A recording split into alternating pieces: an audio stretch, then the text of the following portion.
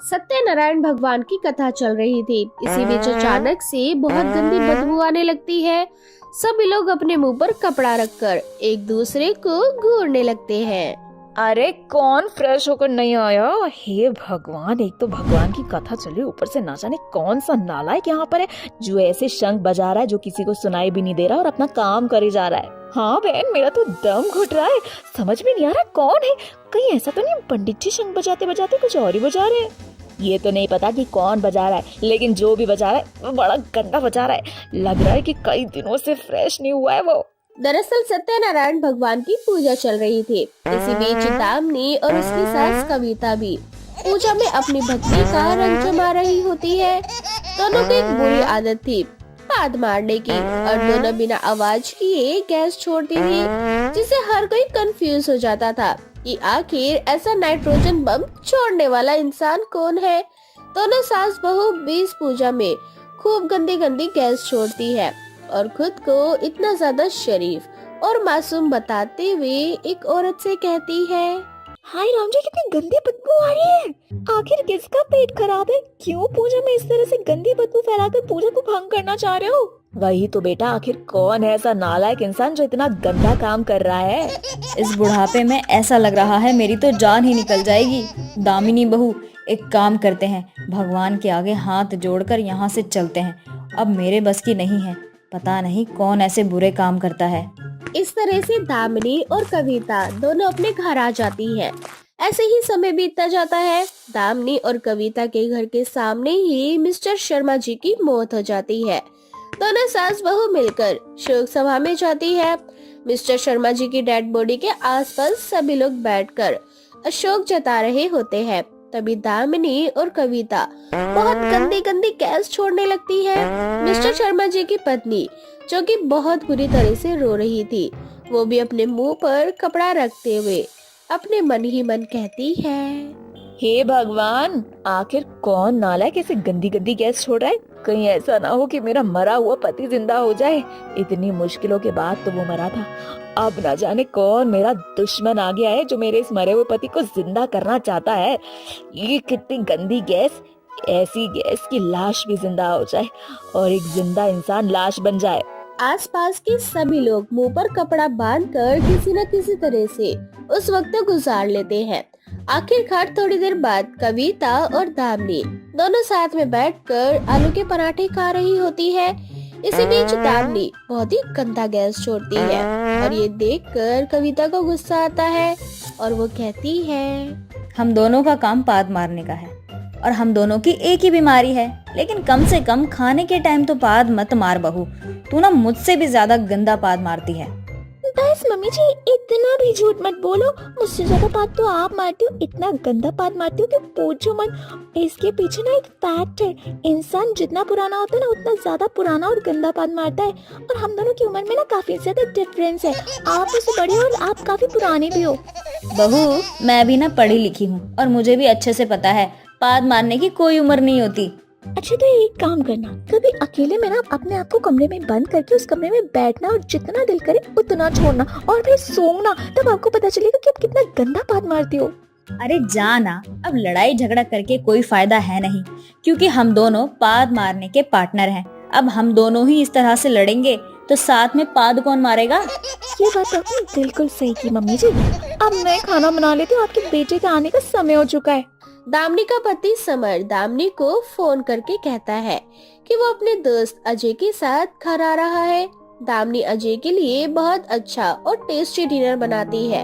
सभी लोग साथ में बैठकर खाना खा रहे होते हैं। इसी बीच कविता और दामिनी दोनों गैस छोड़ने लगती है। बेचारा अजय खाना कम खाता है और मुंह ज्यादा बनाता है। ये देखकर समर कहता है, क्या हुआ भाई, तुझे खाना अच्छा नहीं लगा क्या? देख रहा हूँ जब से अजीबो गरीब मुंह बनाए जा रहा है। सब ठीक है ना? तेरा हाजमा तो ठीक है? अबे मेरा हाजमा तो ठीक है। मुझे लगता है कि तेरा हाजमा खराब है, जभी तो इतनी गंदी गंदी गैस छोड़ रहा है। समर समझ जाता है कि आखिर ये गंदी गंदी गैस कौन छोड़ रहा है। समर अब शर्म से पानी पानी हो जाता है। वो किसी तरह से अजय को डिनर करवाकर उसको उसके घर छोड़ने का सोच रहा होता है।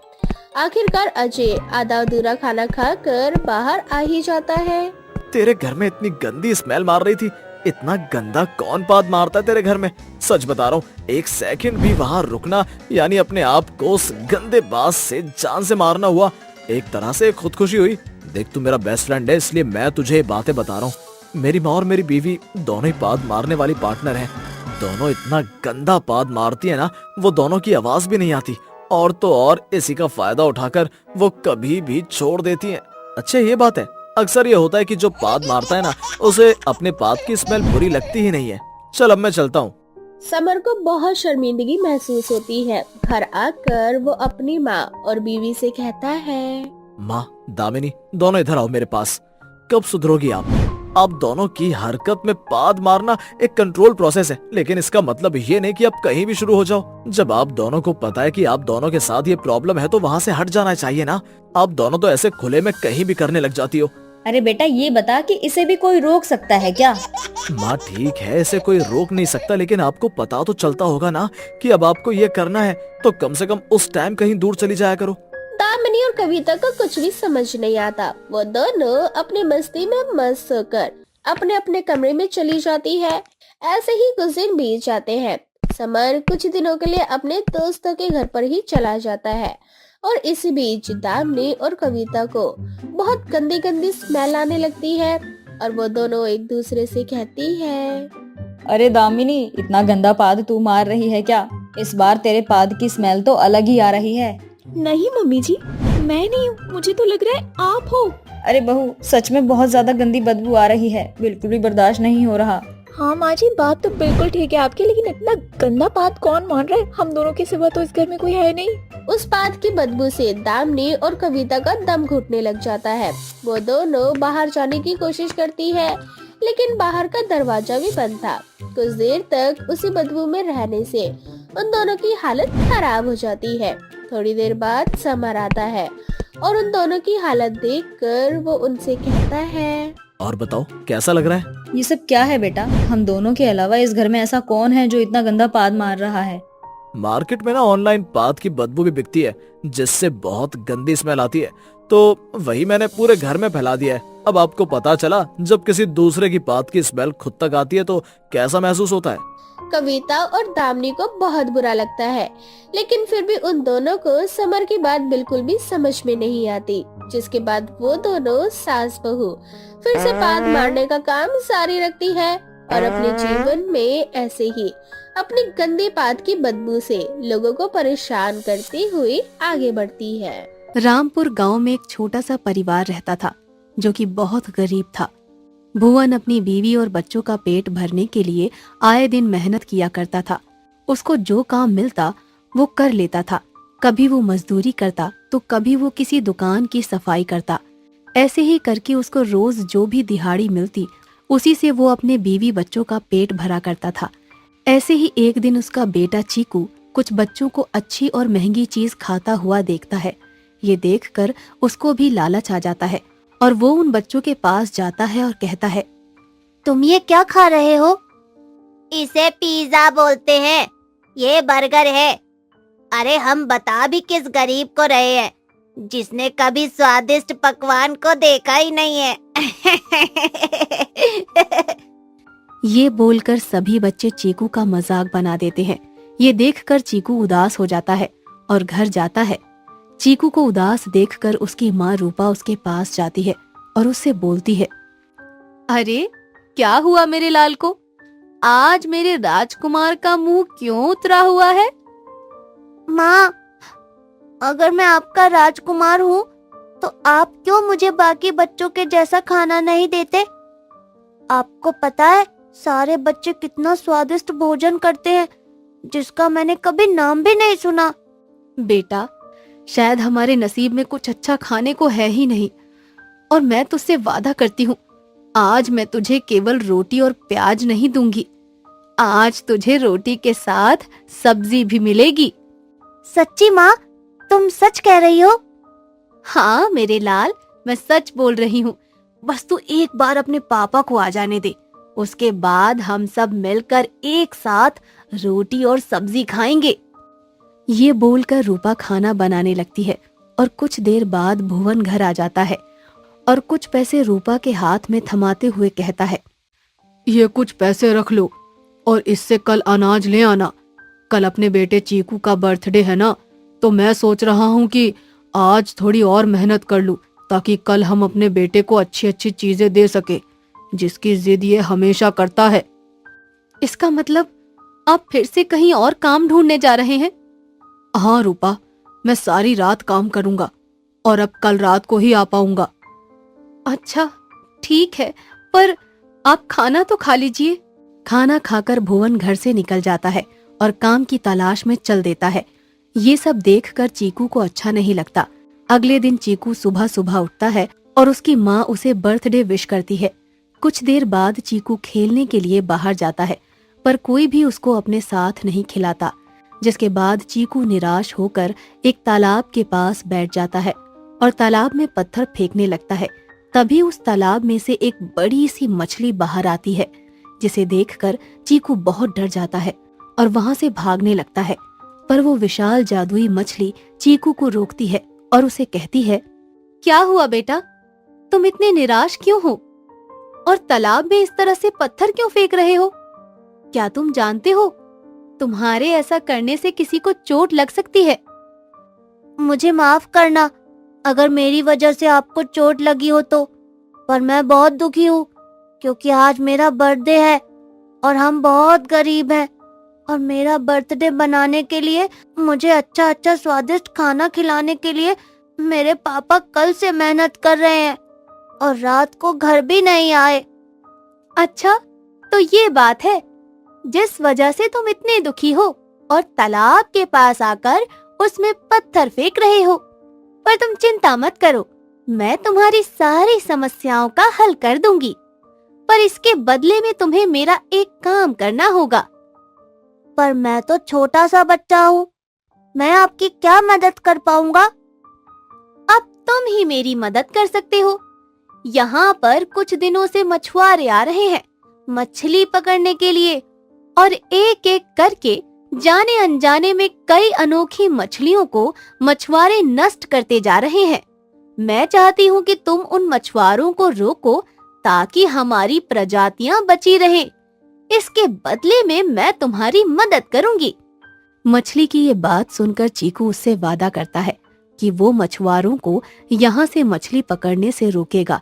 ये वादा करके चीकू अपने गांव जाता है, जहाँ वो देखता है कुछ मछुआरे तालाब में मछली पकड़ने के लिए जा रहे होते हैं। उन्हें देखकर चीकू उनके सामने हांफते हुए आता है और घबराते हुए उनसे कहता है,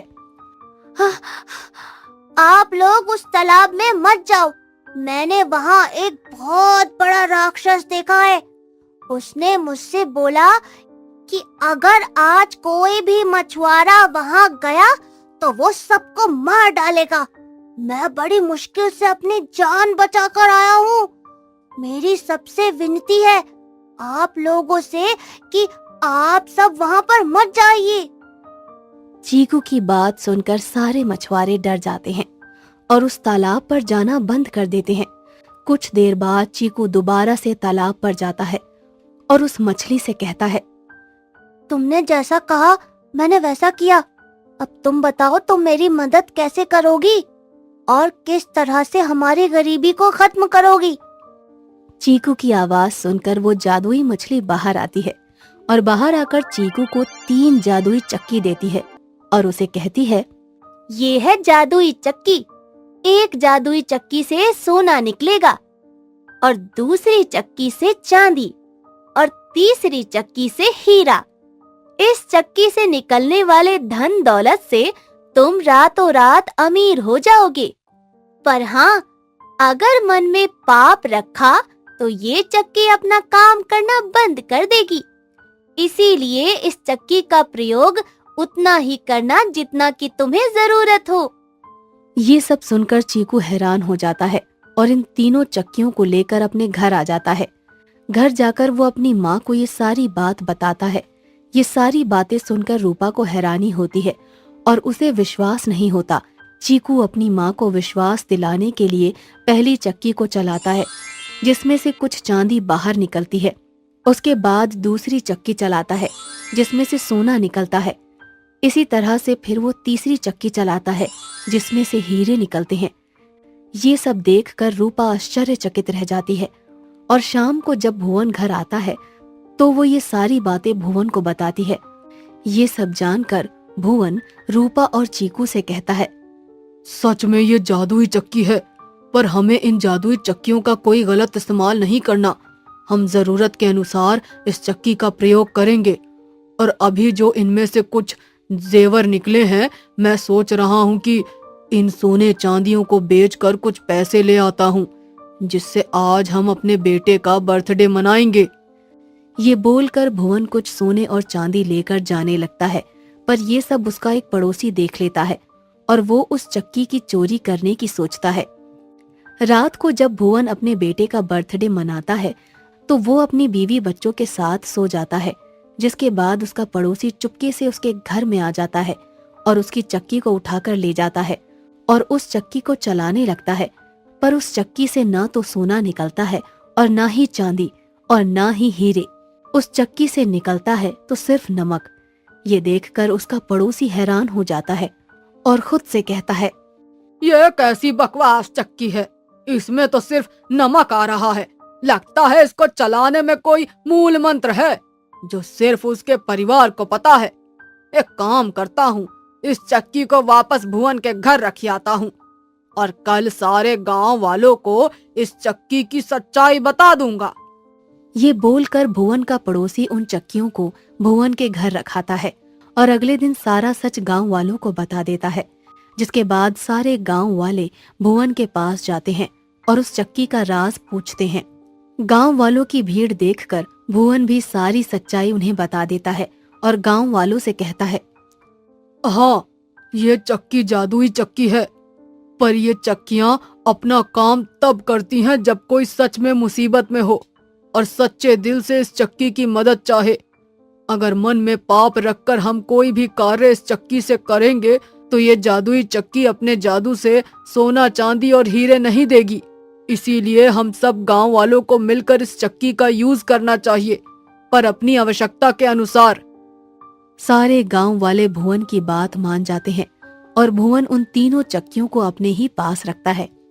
और जब भी किसी गांव वालों को पैसे या सोने चांदी या हीरे की जरूरत पड़ती तो भुवन के पास आते और भुवन उस चक्की को चलाकर गांव वालों की मदद करता और सभी की जरूरतों को पूरा करता था। और इसी तरह से वो एक छोटा सा गांव आर्थिक रूप से एक बहुत बड़ा गांव बन जाता है। एक छोटे से गांव में दिया नाम की एक गरीब लड़की रहा करती थी, लेकिन दिया बहुत संस्कारी थी। ऐसे ही एक दिन दिया के घर में रमेश नाम के एक बड़े घर के लड़के का रिश्ता आता है और बिना कुछ सोचे समझे दिया के माँ बाप अपनी बेटी की शादी रमेश से करवा देते हैं। और शादी के अगले ही दिन, आप ऑफिस जा रहे हैं? मैं आपके लिए नाश्ता बनाकर लेके आती हूँ। कोई जरूरत नहीं है, समझी। वैसे भी मैं तुझे अपनी पत्नी नहीं मानता। वो तो पिताजी की वजह से हमारी शादी हुई है। मैं तो एक अमीर घर की लड़की से शादी करना चाहता था जो बहुत सारा दहेज लाती और हमें खुश रखती, पर तू गरीब घर की लड़की हमें दे ही क्या सकती है, इसीलिए मुझसे दूर रहना। इस तरह से रमेश वहाँ से चला जाता है। कुछ देर बाद दिया की सास आरती आती है और वो उससे बोलती है, अरे ओ करमजली, तुझे इस घर में बहू इसलिए बनाकर नहीं लाए हैं ताकि तू यहाँ रानी बन के आराम करे। तुझे इस घर में रानी नहीं बल्कि नौकरानी बनाकर लाए हैं, समझी। अब जा यहाँ से, जाकर काम कर, घर का कपड़े धो, बर्तन धो, पोछा लगा। तुझे ये सब कुछ अकेले ही करना है, समझी। जी माँ जी, अभी जाती हूँ। इस तरह से बेचारी दिया अकेले घर का सारा काम करती है। घर का सारा काम खत्म करने के बाद दिया खाना बनाती है। अब खाने के टेबल पर आरती और उसके ससुर अर्जुन बैठे होते हैं। खाना खाते ही आरती खाने की थाली फेंक देती है और दिया को पीटने लगती है। ये देखकर अर्जुन से रहा नहीं जाता और वो आरती से बोलता है, आरती, ये कैसा बर्ताव कर रही हो अपनी बहू के साथ? वो बहू है इस घर की। अरे बहू होगी तुम्हारे लिए, मेरे और मेरे बेटे के लिए ये इस घर की सिर्फ और सिर्फ एक नौकरानी है, समझे। इस तरह से आरती अपनी बहू को पिटकर चली जाती है, लेकिन अर्जुन अपनी बहू की बहुत देखभाल करता है और उसे एक बेटे की तरह रखता है। इसी तरह से समय बीत जाता है और अर्जुन की तबीयत खराब हो जाती है। तबीयत खराब होने की वजह से एक दिन अर्जुन चल बसता है अब दिया के साथ कोई नहीं होता जो उसकी सहायता कर सके। ससुर के जाने के बाद दिया अपने घर पर पूरी तरह से अकेली हो चुकी थी। अब दिन रात उसका पति और उसकी सास उस पर अत्याचार करते हैं और वो चुपचाप सहती रहती है। ऐसे ही कुछ दिन बीत जाते हैं और एक दिन लातों के भूत बातों से नहीं मानते। जब तक मैं तुझे मारता नहीं हूँ तब तक तुझसे एक काम नहीं होता। कितनी बार तुझे मैंने बोला है तू इस घर की नौकरानी है, इसीलिए तू इस कमरे में नहीं बाहर हॉल में सोएगी। और मेरी फाइल तूने कहाँ रखी? तेरी वजह से मेरी मीटिंग छूट गई। मैं सच बोल रही हूँ, मैंने आपकी फाइल आपके हाथों में ही दी थी। आपसे गुम हुई है आपकी फाइल और मैं अपने कमरे में सोने नहीं आई थी। मैं तो यहाँ बस बिस्तर ठीक करने के लिए आई थी। जुबान लड़ाती है मुझसे। रुक, मैं अभी तुझे बताता हूँ। इस तरह से एक बार फिर रमेश आरती को मारने लगता है और वहाँ से चला जाता है। अब बेचारी दिया से और अत्याचार बर्दाश्त नहीं होता और वो मरने के लिए एक खाई के पास जाती है। अब जैसे ही दिया खाई से कूदने ही वाली होती है कि तभी वहाँ उसके ससुर की आत्मा प्रकट हो जाती है, जो उसे आशीर्वाद देता है और उससे बोलता है, बहू, मैं जीते जी तो तेरे लिए कुछ न कर सका, पर मरने के बाद मैं अपनी सारी शक्तियां तुझे देता हूँ। अब तू जब भी रोया करेगी, तेरे आंखों के आंसू नहीं बल्कि सोने चांदी के सिक्के निकलेंगे। शायद ये सोने चांदी के सिक्के पाकर उन लालचियों के मन में तेरे लिए प्यार जाग जाए। पर एक बात याद रखना, तू कभी उनके सामने मत रोना। अपने ससुर की शक्तियां पाकर बेचारी दिया सोचती है कि अब शायद जब वह अपने लालची पति और सास का मुंह पैसों से भरेगी तो वो लोग उसकी इज्जत करेंगे, पर ऐसा नहीं होता। अब जब दिया घर जाती है तो गुस्से में लाल पीली दिया की सास आरती उसे पिटना शुरू कर देती है और दिया की आंखों से ना चाहते हुए भी आंसुओं की जगह सोने और चांदी के सिक्के निकलते हैं। ये देखकर आरती का लालच और भी ज्यादा बढ़ जाता है और वो जल्दी से सारे पैसे उठाकर उसे आराम करने के लिए बोलती है, अरे हम तो तुझे कुलक्षणी समझ रहे थे, लेकिन तू तो लक्ष्मी है, लक्ष्मी। जा अब जाकर आराम कर, तूने आज बहुत सारे मुझे सोने और चांदी के सिक्के दिए हैं। ये देख दिया मन ही मन सोचती है, पैसे का लालच कितना ज्यादा है माँ जी के अंदर। आज पैसे पाकर उन्हें बहू की अहमियत का पता चल गया। आपका शुक्रिया पिताजी, जो मरने के बाद आपने मुझे ये जादुई शक्तियाँ दी जिससे मैं माँ जी का हृदय परिवर्तित कर सकी। इस तरह से बेचारी दिया कुछ देर के लिए आराम करने के लिए चली जाती है। पर शाम को जब रमेश घर आता है तो आरती रमेश से बोलती है, रमेश बेटा, हम तो बेकार में ही इस लड़की को कुलक्षणी समझ के मार पीट रहे थे, लेकिन ये तो जादुई निकली, जादुई। मैं कुछ समझा नहीं माँ, अब क्या कहना चाहती हैं? अब आरती सारी बात रमेश को बताती है। ये जानकर रमेश बहुत खुश होता है और अपनी माँ से बोलता है, क्या माँ, आप सच बोल रही हो? तो हम रातों रात अमीर हो जाएंगे। चलो जल्दी से चलकर उसे हम बोलते हैं कि वो अपनी आंखों में से सोने और चांदी के सिक्के निकाल कर हमें दे। अब लालची रमेश अपनी माँ के साथ दिया के पास जाता है और उससे बोलता है, हमें बहुत सारे सोने चांदी के सिक्के चाहिए ताकि हम रातों रात अमीर हो सके। चलो अब जल्दी से हमें सोने के सिक्के निकाल कर दो अपनी आंखों में से। पर मैं ऐसा नहीं कर सकती, ये मेरे हाथ में नहीं है। मेरे आंखों से सोने और चांदी के सिक्के तभी निकलते हैं जब मैं रोती हूँ। ओह, तो ऐसा है? फिर तो हम तुझे बहुत रुलाएंगे और तब तक रुलाते रहेंगे जब तक हम अमीर ना हो जाएं। इस तरह से रमेश दिया को मारने लगता है और जब दिया रोती है तो उसके आंखों से आंसू ना निकलकर सोने और चांदी के सिक्के निकलते हैं। इस तरह से अब रमेश बार बार दिया को मारता और दिया के आंखों से सोने चांदी के सिक्के निकलते। उन सोने चांदी के सिक्के को आरती उठाती और मार्केट में बेच कर आती। इस तरह से वो लोग काफी अमीर हो जाते हैं। पर इस बीच दिया की हालत बहुत खराब हो जाती है और वो एक दिन अपने ससुर को याद करती है और एक बार फिर अर्जुन की आत्मा दिया के पास आती है और उससे बोलती है, बहू, बहुत सह लिया तुमने अत्याचार और बहुत कर लिया उन लोगों ने तुम्हारे ऊपर अत्याचार। अब उन लोगों को उनके किए की सजा मिलनी है। लालच से भी उनका पेट नहीं भरा, इसीलिए अब जब तुम रोगी तो वो भी रोएंगे और अपनी सजा को भुगतेंगे।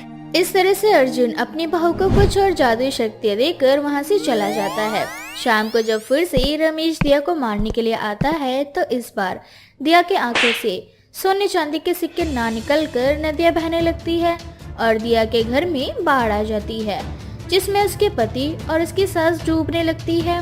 जब वो लोग अपनी मौत को अपने पास पाते हैं तो उन दोनों को अपनी गलती का एहसास होता है और वो दोनों दिया से बोलते हैं, बहू हमें माफ कर दे, हमसे बहुत बड़ी गलती हो गई। अब तू रो मत, अगर तू इसी तरह रोती रही तो हम तेरे इस आंसुओं के नदी में डूबकर मर जाएंगे। अब आप लोगों को माफी नहीं, सिर्फ और सिर्फ सजा मिलेगी। बिना किसी गलती के आप लोगों ने मुझे बहुत परेशान किया, बहुत कर लिया मुझ पर अत्याचार। अब आप लोगों की बारी है। आप लोगों ने जैसा किया है अब आप लोग वैसे ही भुगतेंगे। और इस तरह से दिया तब तक रोती है जब तक उसका पति और उसकी सास आंसू की नदी में डूब नहीं जाते। जब उसकी सास और पति उसके आंसू की नदी में डूब जाते हैं तब एक बार फिर दिया की आंखों में से सोने और चांदी के सिक्के निकलने लगते हैं और उन्हीं सोने चांदी के सिक्के से आरती और रमेश की लाश दफन हो जाती है, जिसके बाद दिया अपनी जिंदगी की एक नई शुरुआत करती है और उस घर को छोड़कर दूसरे गांव में चली जाती है।